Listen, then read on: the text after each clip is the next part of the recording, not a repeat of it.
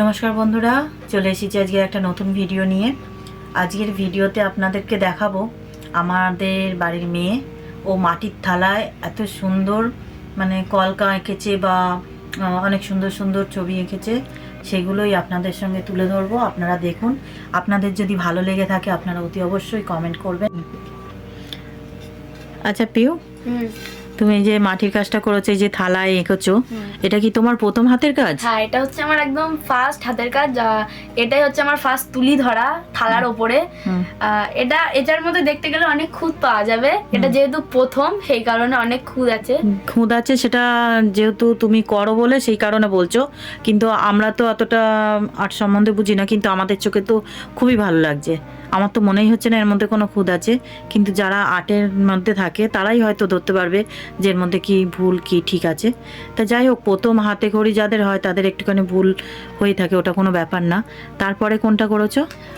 সেকেন্ডটা আছে হচ্ছে এই মোটিভটা আছে সেকেন্ডে। খুব সুন্দর, এটা হচ্ছে আমার সেকেন্ড হাতের কাজ। এটা অনেকটাই সুন্দর করেছি। ভালো লাগছে, খুব সুন্দর লাগছে। বন্ধুরা দেখুন, আমাদের পিউ এই যে এই সুন্দর সুন্দর এইগুলো পড়াশোনার মধ্যেও মাঝে এইগুলো করে। তারপরে কি আছে? খুব সুন্দর হয়েছে। রয়েছে হচ্ছে এইটা। হ্যাঁ বন্ধুরা, মনে হয় আপনাদেরকে আমার এই ফেসবুক ভিডিওতে আগেও মনে হয় দেখিয়েছিলাম, শুভ দীপাবলি উপলক্ষেই দেখিয়েছিলাম। তা খুব সুন্দর হয়েছে, এটাও খুব সুন্দর হয়েছে। হাতে প্রদীপ নিয়ে যাচ্ছে, খুব সুন্দর লাগছে। ঠিক আছে, এবার হচ্ছে তারপরটা দেখাবো। এটা হচ্ছে দুর্গার উপর একটু কলকা দিয়ে ডিজাইনটা আছে, খুব সুন্দর। আচ্ছা, এই মাটির এতে এই একটা আর্ট কমপ্লিট করতে কতদিন সময় লাগছে তোমার?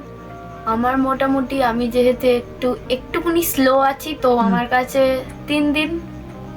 পড়াশোনার মাঝে 3-4 দিন প্রায় লেগে যায়, কারণ পড়াশোনার মাঝে এগুলো করতে হয়, ফাঁকা টাইম থাকে।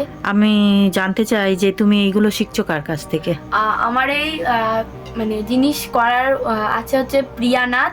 খুবই ভালো আঁকায় সে, এত আমি যার কাছে শিখি সে হচ্ছে প্রিয়া নাথ। সে খুবই ভালো আঁকায়, তার কাছ থেকে আমি এইগুলো শিখেছি। আমার মতন আরো স্টুডেন্ট আছে তার কাছে, তারা অবশ্য আমার থেকে একটু ভালো আঁকে, কারণ যেহেতু আমি নতুন সেই কারণে আমার একটু অসুবিধা, আস্তে আস্তে ঠিক হয়ে যাব। এবার আমি দেখাবো হচ্ছে 5th নম্বরটা আপনাদেরকে। এটা হচ্ছে আমি কয়েকদিন আগেই করেছি, এটা হচ্ছে সরস্বতী ঠাকুর। এটা করতে আমার প্রায় সময় লেগেছে, পড়াশোনার মাঝে অনেক চাপ ছিল তখন। 5 দিন সময় লেগেছে এটা করতে। তার আগে তো পরীক্ষা ছিল, তার আগে পরীক্ষা হয়ে গেল। পরীক্ষার আগে এটা শুরু করেছিল। কতদিন লেগেছিল? 5 দিন। বাহ, খুব বলতে সুন্দর গেলে 5 দিন আমি বলছি, কারণ এটা 5 সপ্তাহে একদিন করে আঁকায় যেহেতু। এবার আমি সপ্তাহে একদিন, হ্যাঁ, যেহেতু আমি নতুন সেই কারণে আমি তো আর এটা একা সলভ করতে পারিনি। বাহ, খুব সুন্দর হয়েছে। তা বন্ধুরা, আপনারা তো দেখলেন একটা পিউয়ের হাতের কাজ। তা আপনাদের কেমন লাগলো আপনারা অতি অবশ্যই আমাকে কমেন্ট করে জানাবেন। আর পিউ যার কাছে কাজটা শেখে, সে খুব সুন্দর সুন্দর হাতের কাজ করে।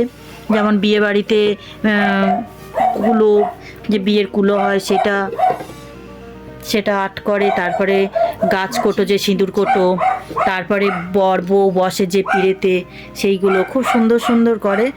যারা প্রিয়ানাথের ফেসবুক ওর একটা চ্যানেল আছে, সেখানে যদি যুক্ত থাকে তারা নিশ্চয়ই দেখে থাকবেন।